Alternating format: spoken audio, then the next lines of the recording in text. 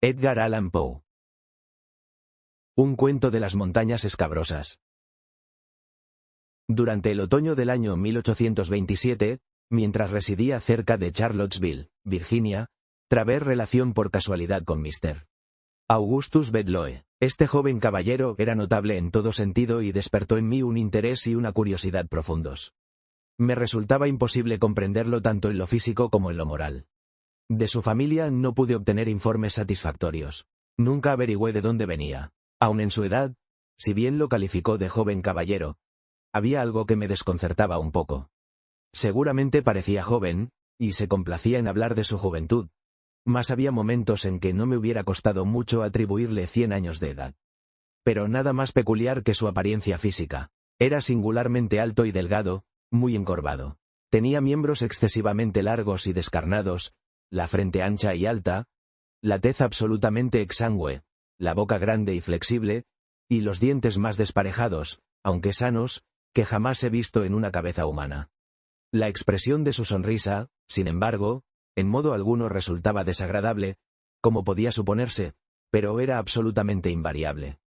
Tenía una profunda melancolía, una tristeza uniforme, constante. Sus ojos eran de tamaño anormal, grandes y redondos, como los del gato. También las pupilas con cualquier aumento o disminución de luz sufrían una contracción o una dilatación como la que se observa en la especie felina. En momentos de excitación le brillaban los ojos hasta un punto casi inconcebible, parecían emitir rayos luminosos, no de una luz reflejada, sino intrínseca, como una bujía, como el sol, pero por lo general tenía un aspecto tan apagado, tan velado y opaco, que evocaban los ojos de un cadáver largo tiempo enterrado. Estas características físicas parecían causarle mucha molestia y continuamente aludía a ellas en un tono en parte explicativo, en parte de disculpa, que la primera vez me impresionó penosamente. Pronto, sin embargo, me acostumbré a él y mi incomodidad se desvaneció. Parecía proponerse más bien insinuar, sin afirmarlo de modo directo, que su aspecto físico no había sido siempre el de ahora, que una larga serie de ataques neurálgicos lo habían reducido de una belleza mayor de la común a eso que ahora yo contemplaba. Hacía mucho tiempo que le atendía un médico llamado Templeton, un viejo caballero de unos 70 años, a quien conociera en Saratoga y cuyos cuidados le habían proporcionado, o por lo menos así lo pensaba, gran alivio. El resultado fue que Bedloe, hombre rico, había hecho un arreglo con el doctor Templeton, por el cual este último, mediante un generoso pago anual, consintió en consagrar su tiempo y su experiencia médica al cuidado exclusivo del enfermo. El doctor Templeton había viajado mucho en sus tiempos juveniles, y en París se convirtió, en gran medida, a las doctrinas de Mesmer. Por medio de curas magnéticas había logrado aliviar los agudos dolores de su paciente, que, movido por este éxito, sentía cierto grado natural de confianza en las opiniones en las cuales se fundaba el tratamiento. El doctor, sin embargo, como todos los fanáticos, había luchado encarnizadamente por convertir a su discípulo, y al fin consiguió inducirlo a que se sometiera a numerosos experimentos. Con la frecuente repetición de estos logró un resultado que en los últimos tiempos se ha vulgarizado hasta el punto de llamar poco o nada la atención, pero que en el período al cual me refiero era apenas conocido en América. Quiero decir que entre el Dr. Templeton y Bedloe se había establecido poco a poco un rapport muy definido y muy intenso, una relación magnética. No estoy en condiciones de asegurar, sin embargo, que este rapport se extendiera más allá de los límites del simple poder de provocar sueño, pero el poder en sí mismo había alcanzado gran intensidad. El primer intento de producir somnolencia magnética fue un absoluto fracaso para el mesmerista. El quinto o el sexto tuvo un éxito parcial, conseguido después de largo y continuado esfuerzo.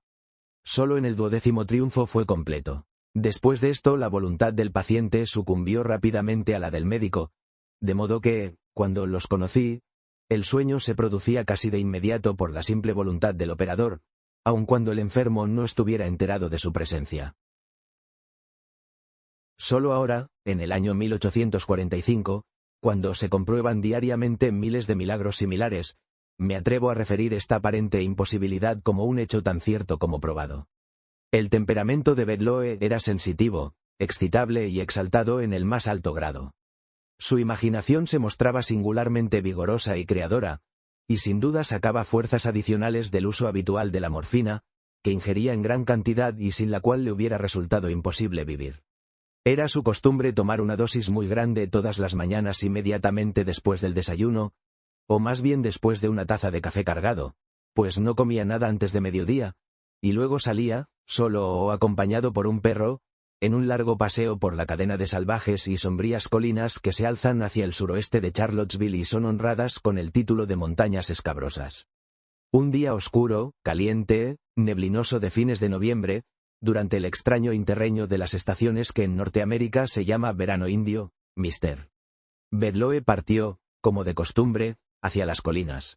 Transcurrió el día, y no volvió. A eso de las 8 de la noche, ya seriamente alarmados por su prolongada ausencia, estábamos a punto de salir en su busca, cuando apareció de improviso, en un estado no peor que el habitual, pero aún más exaltado que de costumbre. Su relato de la expedición y de los acontecimientos que lo habían detenido fue en verdad singular. «Recordarán ustedes», dijo, «que eran alrededor de las 9 de la mañana cuando salí de Charlottesville. De inmediato dirigí mis pasos hacia las montañas y, a eso de las 10, entré en una garganta completamente nueva para mí. Seguí los recodos de este paso con gran interés. El paisaje que se veía por doquiera, aunque apenas digno de ser llamado imponente, presentaba un indescriptible y para mí delicioso aspecto de lúgubre desolación. La soledad parecía absolutamente virgen. No pude menos de pensar que aquel verde césped y aquellas rocas grises nunca habían sido jolladas hasta entonces por pies humanos. Tan absoluto era su apartamiento y en realidad tan inaccesible, salvo por una serie de accidentes, la entrada del barranco, que no es nada imposible que yo haya sido el primer aventurero, el primerísimo y único aventurero que penetró en sus reconditeces. La espesa y peculiar niebla o humo que caracteriza al verano indio y que ahora flota, pesada, sobre todos los objetos, servía sin duda para ahondar la vaga impresión que esos objetos creaban. Tan densa era esta agradable bruma, que en ningún momento pude ver a más de 12 yardas en el sendero que tenía delante. Este sendero era sumamente sinuoso y, como no se podía ver el sol, pronto perdí toda idea de la dirección en que andaba. Entretanto la morfina obró su efecto acostumbrado, el de dotar a todo el mundo exterior de intenso interés. En el temblor de una hoja, en el matiz de una brizna de hierba, en la forma de un trébol, en el zumbido de una abeja, en el brillo de una gota de rocío, en el soplo del viento, en los suaves olores que salían del bosque había todo un universo de sugestión, una alegre y abigarrada serie de ideas fragmentarias desordenadas. Absorto, caminé durante varias horas, durante las cuales la niebla se espesó a mi alrededor hasta tal punto que al fin me vi obligado a buscar a tientas el camino. Y entonces una indescriptible inquietud se adueñó de mí, una especie de vacilación nerviosa, de temblor. Temí caminar, no fuera a precipitarse en algún abismo. Recordaba, además, extrañas historias sobre esas montañas escabrosas, sobre una raza extraña y fiera de hombres que ocupaban sus bosquecillos y sus cavernas. 1000 fantasías vagas me oprimieron y desconcertaron, fantasías más afligentes por ser vagas. De improviso detuvo mi atención el fuerte redoble de un tambor. Mi asombro fue por supuesto extremado. Un tambor en esas colinas era algo desconocido. No podía sorprenderme más el sonido de la trompeta del arcángel. Pero entonces surgió una fuente de interés y de perplejidad aún más sorprendente. Se oyó un extraño son de cascabel o campanilla, como de un manojo de grandes llaves, y al instante pasó como una exhalación, lanzando un alarido, un hombre semidesnudo de rostro atezado. Pasó tan cerca que sentí su aliento caliente en la cara. Llevaba en una mano un instrumento compuesto por un conjunto de aros de acero, y lo sacudía vigorosamente al correr. Apenas había desaparecido en la niebla cuando, jadeando tras él, con la boca abierta y los ojos centelleantes, se precipitó una enorme bestia. No podía equivocarme acerca de su naturaleza. Era una hiena. La vista de este monstruo, en vez de aumentar mis terrores, los alivió, pues ahora estaba seguro de que soñaba, e intenté despertarme. Di unos pasos hacia adelante con audacia, con vivacidad. Me froté los ojos, grité, me pellizqué los brazos. Un pequeño manantial se presentó ante mi vista y entonces, deteniéndose, me mojé las manos, la cabeza y el cuello. Esto pareció disipar las sensaciones equívocas que hasta entonces me perturbaran. Me enderecé, como lo pensaba, convertido en un hombre nuevo y proseguí tranquilo y satisfecho mi desconocido camino. Al fin, extenuado por el ejercicio y por cierta opresiva cerrazón de la atmósfera, me senté bajo un árbol. En ese momento llegó un pálido resplandor de sol y la sombra de las hojas del árbol cayó débil pero definida sobre la hierba. Pasmado, contemplé esta sombra durante varios minutos. Su forma me dejó estupefacto. Miré hacia arriba. El árbol era una palmera. Entonces me levanté apresuradamente y en un estado de terrible agitación, pues la suposición de que estaba soñando ya no me servía. Comprendí que era perfectamente dueño de mis sentidos, y estos sentidos brindaban a mi alma un mundo de sensaciones nuevas y singulares. El calor tornóse de pronto intolerable. La brisa estaba cargada de un extraño olor. Un murmullo bajo, continuo, como el que surge de un río crecido pero que corre suavemente, llegó a mis oídos, mezclado con el susurro peculiar de múltiples voces humanas. Mientras escuchaba en el colmo de un asombro que no necesito describir, una fuerte y breve ráfaga de viento disipó la niebla oprimente como por obra de magia. Me encontré al pie de una alta montaña y mirando una vasta llanura por la cual serpea un majestuoso río. A orillas de este río había una ciudad de apariencia oriental, como las que conocemos por las 1001 noches, pero más singular aún que las allí descritas. Desde mi posición, a un nivel mucho más alto que el de la ciudad, podía percibir cada rincón y escondrijo como si estuviera delineado en un mapa. Las calles parecían innumerables y se cruzaban irregularmente en todas direcciones, pero eran más bien pasadizos sinuosos que calles, y bulían de habitantes. Las casas eran extrañamente pintorescas. A cada lado había profusión de balcones, galerías, torrecillas, templetes y minaretes fantásticamente tallados. Abundaban los bazares, y había un despliegue de ricas mercancías en infinita variedad y abundancia. Sedas, muselinas, la cuchillería más deslumbrante, las joyas y gemas más espléndidas. Además de estas cosas se veían por todas partes estandartes y palanquines, literas con majestuosas damas rigurosamente veladas, elefantes con gualdrapas suntuosas, ídolos grotescamente tallados, tambores, pendones, gongos, lanzas, mazas doradas y argentinas. Y en medio de la multitud, el clamor, el enredo, la confusión general, en medio del millón de hombres blancos y amarillos con turbantes y túnicas y barbas caudalosas, vagaba una innumerable cantidad de toros sagrados, mientras vastas legiones de asquerosos monos también sagrados trepaban, parloteando y chillando, a las cornisas de las mezquitas, o se colgaban de los minaretes y de las torrecillas. De las hormiguitas calles bajaban a las orillas del río innumerables escaleras que llegaban a los baños, mientras el río mismo parecía abrirse paso con dificultad a través de las grandes flotas de navíos muy cargados que se amontonaban a lo largo y a lo ancho de su superficie. Más allá de los límites de la ciudad se levantaban, en múltiples grupos majestuosos, la palmera y el cocotero, y otros gigantescos y misteriosos árboles añosos, y aquí y allá podía verse un arrozal, alguna choza campesina con techo de paja, un aljibe, un templo perdido, un campamento gitano, o una solitaria y graciosa doncella encaminado, con un cántaro sobre la cabeza, hacia las orillas del magnífico río. Ustedes dirán ahora, por supuesto, que yo soñaba, pero no es así. Lo que vi, lo que oí, lo que sentí, lo que pensé, nada tenía de la inequívoca idiosincrasia del sueño. Todo poseía una consistencia rigurosa y propia. Al principio, dudando de estar realmente despierto, inicié una serie de pruebas que pronto me convencieron de que, en efecto, lo estaba. Cuando uno sueña y en el sueño sospecha que sueña, la sospecha nunca deja de confirmarse y el durmiente se despierta de inmediato. Por eso Novalis no se equivoca al decir que estamos próximos a despertar cuando soñamos. Si hubiera tenido esta visión tal como la describo, sin sospechar que era un sueño, entonces podía haber sido un sueño, pero habiéndose producido así, y siendo, como lo fue, objeto de sospechas y de pruebas, me veo obligado a clasificarla entre otros fenómenos. En esto no estoy seguro de que se equivoque, observó el doctor Templeton, pero continué. Usted se levantó y descendió a la ciudad. Me levanté, continuó Bedloe mirando al doctor con un aire de profundo asombro. Me levanté como usted dice y descendí a la ciudad. En el camino encontré una inmensa multitud que atestaban las calles y se dirigía en la misma dirección, dando muestras en todos sus actos de la más intensa excitación.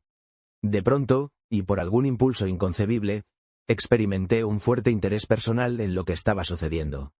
Sentía que debía desempeñar un importante papel, sin saber exactamente cuál. La multitud que me rodeaba, sin embargo, me inspiró un profundo sentimiento de animosidad. Me aparté bruscamente, deprisa, por un sendero tortuoso, llegué a la ciudad y entré. Todo era tumulto, contienda. Un pequeño grupo de hombres vestidos con ropas semi-indias, semi-europeas, y comandado por caballeros de uniforme en parte británico, combatían en desventaja con la bulente chusma de las callejuelas. Me uní a la parte más débil, con las armas de un oficial caído, y luché no sé contra quién, con la nerviosa ferocidad de la desesperación. Pronto fuimos vencidos por el número y buscamos refugio en una especie de kiosco. Allí nos atrincheramos y por un momento estuvimos seguros. Desde una aspillera cerca del pináculo del kiosco vi una vasta multitud, en furiosa agitación, rodeando y asaltando un alegre palacio que dominaba el río. Entonces, desde una ventana superior de ese palacio bajó un personaje, de aspecto afeminado, valiéndose de una cuerda hecha con los turbantes de sus sirvientes. Cerca había un bote, en el cual huyó a la orilla opuesta del río. Y entonces un nuevo propósito se apoderó de mi espíritu. Dije unas pocas palabras apresuradas pero enérgicas a mis compañeros y, logrando ganar a algunos para mi causa, hice una frenética salida desde el kiosco. Nos precipitamos entre la multitud que lo rodeaba. Al principio ésta se retiró a nuestro paso. Volvió a unirse, luchó enloquecida, se retiró de nuevo. Entretanto nos habíamos alejado del kiosco y nos extraviamos y confundimos en las estrechas calles de casas altas, salientes, en cuyas profundidades el sol nunca había podido brillar. La canalla presionó impetuosamente contra nosotros, besándonos con sus lanzas y abrazándonos a flechazos. Las flechas eran muy curiosas, algo parecidas al sinuoso cris malayo. Imitaban el cuerpo de una serpiente ondulada y eran largas y negras, con púa envenenada. Una de ellas me hirió en la sien derecha. Me tambaleé y caí. Una instantánea y espantosa náusea me invadió. Me debatí, jadeando, hasta morir. «No puede usted insistir ahora», dije, sonriendo, «en que toda su aventura no fue un sueño. No se dispondrá a sostener que está muerto, ¿verdad?». Al decir estas palabras se esperaba de parte de Bedloe alguna vivaz salida a modo de réplica, pero, para asombro mío, vaciló, tembló, se puso terriblemente pálido y permaneció silencioso. Miré a Templeton. Estaba rígido y erecto en su silla, daba diente con diente y los ojos se le salían de las órbitas. «Continúe», dijo por fin con voz ronca. «Durante varios minutos», prosiguió Bedloe. «Mi único sentimiento, mi única sensación fue de oscuridad, de nada, junto con la conciencia de la muerte. Por fin mi alma pareció sufrir un violento y repentino choque, como de electricidad. Con él apareció la sensación de elasticidad y de luz. Sentí la luz, no la vi. Por un instante me pareció que me levantaba del suelo. Pero no tenía presencia corpórea, ni visible, ni audible, ni palpable». La multitud se había marchado. El tumulto había cesado. La ciudad se hallaba en relativo reposo. Abajo yacía mi cadáver con la flecha en la sien, la cabeza enormemente hinchada y desfigurada. Pero todas estas cosas las siento, no las vi. Nada me interesaba. El mismo cadáver era como si no fuese cosa mía. Voluntad no tenía ninguna, pero algo parecía impulsarme a moverme y me deslicé flotando fuera de la ciudad, volviendo a recorrer el sendero sinuoso por el cual había entrado. Cuando llegué al punto del barranco en las montañas donde encontrará la hiena, experimenté de nuevo un choque como de batería galvánica, las sensaciones de peso, de voluntad, de sustancia volvieron. Recuperé mi ser original y dirigí ansioso mis pasos hacia casa, pero el pasado no había perdido la vivacidad de lo real, y ni siquiera ahora, ni siquiera por un instante, puedo obligar a mi entendimiento a considerarlo como un sueño. «No lo era», dijo Templeton con un aire de profunda solemnidad, y sin embargo sería difícil decir de qué otra manera podría llamársele. Supongamos tan solo que el alma del hombre actual está al borde de algunos estupendos descubrimientos psíquicos. Contentémonos con esta suposición. En cuanto al resto, tengo alguna explicación que dar. He aquí una acuarela que debería haberle mostrado antes, pero no lo hice porque hasta ahora me lo impidió un inexplicable sentimiento de horror. Miramos la figura que presentaba. Nada le vi de extraordinario, pero su efecto sobre Bedloe fue prodigioso. Casi se desmayó al verlo. Y sin embargo era tan solo un retrato, una miniatura de milagrosa exactitud, por cierto, un retrato de sus notables facciones. Por lo menos esto fue lo que pensé al mirarlo. Advertirán ustedes, dijo Templeton, la fecha de este retrato. Aquí está, apenas visible, en este ángulo, 1780. En ese año fue hecho el retrato. Pertenece a un amigo muerto, a Mr. Orden, de quien fui muy íntimo en Calcuta, durante la administración de Warren Hastings. Entonces tenía yo solo 20 años. La primera vez que lo vi, Mr. Bedloe, en Saratoga, la milagrosa semejanza existente entre usted y la pintura fue lo que me indujo a hablarle, a buscar su amistad y a llegar a un arreglo por el cual me convertí en su compañero constante. Al hacer esto me urgía en parte, y quizá principalmente, el doloroso recuerdo del muerto, pero también, en parte, una curiosidad con respecto a usted, incómoda y no desprovista de horror. En los detalles de su visión entre las colinas ha descrito usted con la más minuciosa exactitud la ciudad india de Benares, sobre el río Sagrado. Los tumultos, el combate, la matanza fueron los sucesos reales de la insurrección de Cheyte Singh que ocurrió en 1780, cuando la vida de Hastings corrió inminente peligro. El hombre que escapaba por la cuerda de turbantes era el mismo Cheyte Singh. El destacamento del kiosco estaba formado por cipayos y oficiales británicos, comandados por Hastings. Yo formaba parte de ese destacamento e hice todo lo posible para impedir la temeraria y fatal salida del oficial que cayó, en las atestadas callejuelas, herido por la flecha envenenada de un bengalí. Aquel oficial era mi amigo más querido. Era Oldeb, lo verán ustedes en estos manuscritos. Aquí sacó un cuaderno de notas donde había varias páginas que parecían recién escritas. En el mismo momento en que usted imaginaba esas cosas entre las colinas, yo estaba entregado a la tarea de detallarlas sobre el papel, aquí, en casa. Aproximadamente una semana después de esta conversación, en el periódico de Charlottesville aparecieron los siguientes párrafos. Tenemos el penoso deber de anunciar la muerte de Mr. Augustus B. D.L.O., caballero cuyas amables costumbres y numerosas virtudes le habían ganado el afecto de los ciudadanos de Charlottesville. Mr. B. había padecido durante varios años neuralgias que con frecuencia amenazaron con un fin fatal, pero esta no puede ser considerada sino la causa mediata de su deceso. La causa próxima es especialmente singular. En una excursión a las montañas escabrosas, hace unos días, Mr. B. tomó un poco de frío y contrajo fiebre acompañada por gran aflujo de sangre a la cabeza. Para aliviar esto, el doctor Templeton recurrió a la sangría local, por medio de sanguijuelas aplicadas a las sienes. En un período terriblemente breve el paciente murió, viéndose entonces que en el recipiente de las sanguijuelas se había introducido por casualidad una de las vermiculares venenosas que de vez en cuando se encuentran en las charcas vecinas. Esta se adhirió a una pequeña arteria de la sien derecha. Su gran semejanza con la sanguijuela medicinal fue causa de que se advirtiera demasiado tarde el error. NB La sanguijuela venenosa de Charlottesville siempre puede distinguirse de la medicinal por su color negro y especialmente por sus movimientos reptantes o vermiculares, que tienen una semejanza muy estrecha con los de la víbora. Estaba hablando con el director del diario en cuestión sobre este notable accidente, cuando se me ocurrió preguntar por qué el nombre del difunto figuraba como Bedlo. Supongo, dije, que tienen ustedes autoridad suficiente para escribirlo así, pero siempre imaginé que el nombre se escribía con una E al final. ¿Autoridad? No, replicó, es un simple error tipográfico. El nombre es Bedloe, con una E, y en mi vida he sabido que se escribiera de otro modo. Entonces, dije entre dientes mientras me alejaba.